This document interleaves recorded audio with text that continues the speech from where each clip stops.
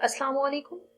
Welcome to new topic that is subtraction of algebraic fractions. ठीक है, अब हम ऐसा करते हैं, यहाँ पे कुछ algebraic expression कंसिडर करते हैं जिनके दरमियान माइनस साइन मौजूद हो, हम उसको सिंप्लीफाई करेंगे. ठीक है, तो सिंप्लीफाई करने के लिए सबसे पहला काम हम ये करते हैं, दो सिंपल से एक्सप्रेशन कंसिडर कर लेते हैं बेसिकली और उनको मजीद सिंप्लीफाई करते हैं. ठीक है, तो सबसे पहले हम x minus y upon x plus y और नेक्स्ट वैल्यू है x square minus 2y square upon x plus y and x minus y. ठीक है, इन दोनों को हमने माइनस करना है. माइनस करने के लिए ना हमेशा एडिशन एंड सब्ट्रैक्शन के लिए हमें पहले एलसीएम लेना चाहिए. ठीक है, तो जो वैल्यू गिवन है आप इसका एलसीएम ले लें डिनोमिनेटर्स का. जब आप डिनोमिनेटर्स का एलसीएम लेंगे ना, तो एलसीएम में तो हम हमेशा common factor multiply non common लिखते हैं, तो basically x plus 1 and x minus 1 आएगा. ठीक है, अब आप क्या करें, डिनोमिनेटर्स को कंपेयर करके चेक करें कि न्यूमरेटर में क्या मल्टीप्लाई होना चाहिए. तो बेसिकली यहाँ पे x माइनस वाई के साथ x minus why he multiply होगा जो कि होल स्क्वायर बन जाएगा. ठीक है, और नेक्स्ट देखें, इस टर्म के साथ कुछ भी मल्टीप्लाई करने की जरूरत नहीं है, एज इट इज ये टर्म आएगी क्योंकि इनके डिनोमिनेटर सेम है. अब जितना सिंप्लीफाई हो सकता है ना उसको सिंप्लीफाई करें. तो यहाँ पे हमें नजर आ रहा है, हमें पहले फार्मूला ओपन करना चाहिए और फिर इन टर्म्स को आगे सिंप्लीफाई करना चाहिए. ठीक है, तो डिनोमिनेटर में X square minus Y square आ रहा है. अब देखें, X square will be cancelled out और फिर आप जब सॉल्व कर रहे हैं न्यूमरेटर को तो 3y स्क्वायर माइनस 2xy आ रहा है. ठीक है, अब आप देखें कि जो न्यूमरेटर है उसमें y स्क्वायर मजीद कॉमन आ रहा है. y स्क्वायर को कॉमन ले लें. y स्क्वायर को कॉमन लेने के बाद चेक करें कि अगर कोई टर्म कैंसिल हो सकती है तो कैंसिल करें, अगर कैंसिल नहीं हो सकती तो basically this will be the required final form. ठीक है, तो मतलब आपने जस्ट स्टैंडर्ड फॉर्म में कन्वर्ट करना होगा, तो यही इसकी स्टैंडर्ड फॉर्म है. मजीद हम एक क्वेश्चन कंसिडर करते हैं जिसमें 3 रैशनल फ्रैक्शंस गिवन हो, मींस 3 टर्म्स गिवन हो, उनके दरमियान माइनस साइन हो. क्वेश्चन इज सिंप्लीफाई और आपको y by y square minus y minus 2 given है.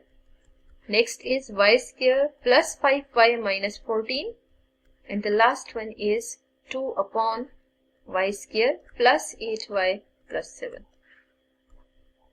सबसे पहला काम हमें ये करना है, फैक्टराइजेशन करनी है डिनोमिनेटर्स की. तो basically mid term break method से y स्क्वायर इन दोनों को सॉल्व करें, 2 1 2 होता है. ठीक है, तो 2y प्लस y माइनस 2 आ रहा है. नेक्स्ट आप इसकी फैक्टराइजेशन करें तो y square plus 7y minus 2 minus 14 आ रहा है. ठीक है, फिर आप लास्ट टर्म देखें तो उसमें y square plus 7y plus y plus 7 आ रहा है. ठीक है, अब बेसिकली आप जितनी टर्म्स इसमें सिंप्लीफाई हो सकती हैं उनको सिंप्लीफाई करें. तो दो टर्म्स में से आपके कॉमन लेना होगा, तो बेसिकली कॉमन लेंगे. नेक्स्ट डिनोमिनेटर में भी आपने जो टर्म्स कॉमन आ रही है उनको कॉमन लें. And the last one is y plus 7 plus 1y plus 7. ठीक है, सिंपल हम कॉमन ले रहे हैं. कॉमन लेने के बाद आप देख सकते हैं y upon y plus 1 and y minus 2 and y minus 2 y plus 7 आ रहा है. ठीक है, और लास्ट में y plus 1 and y plus 7 आ रहा है. ठीक है, बेसिकली कि जितनी भी टर्म्स आ रही है ना, अब हमने इनका एलसीएम फाइंड आउट करना है. तो यहीं पे हम एलसीएम फाइंड आउट कर लेते हैं. देखिए, y plus 1 you will write only once times here. ठीक है, फिर y minus 2 next y plus 7. तीनों टर्म्स को लिखने के बाद अब आपने न्यूमरेटर से मल्टीप्लाई करना है. फर्स्ट न्यूमरेटर के साथ y प्लस 7 मल्टीप्लाई होगा, सेकेंड न्यूमरेटर के साथ y plus 1 and third numerator के साथ y माइनस 2. ठीक है, अब हमें नेक्स्ट स्टेप में मल्टीप्लाई करना है.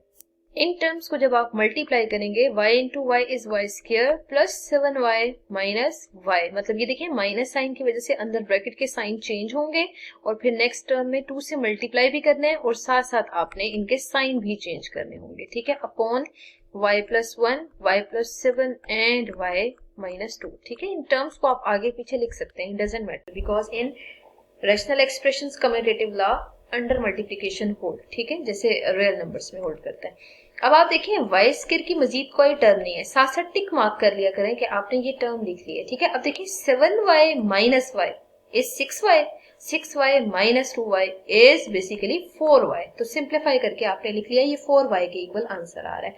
अब आपने -1 और +4 को सॉल्व किया तो आंसर 3 के इक्वल आ रहा है upon y + 1, y + 7 and y - 2, ठीक है। अब आपने क्या करना है, न्यूमरेटर को चेक करना है कि अगर इसकी मजीद फैक्टराइजेशन एग्जिस्ट कर रही है तो मजीद फैक्टराइज करें। तो बेसिकली 3 को 1 से मल्टीप्लाई करें तो आपके पास आंसर 3 के इक्वल आ रहा है, और फिर आप इसमें एडिशन सब्ट्रैक्शन करके देखिए तो मिड टर्म आ रही है, ठीक है। तो इसका मतलब यह है कि फैक्टराइजेशन मजीद पॉसिबल है।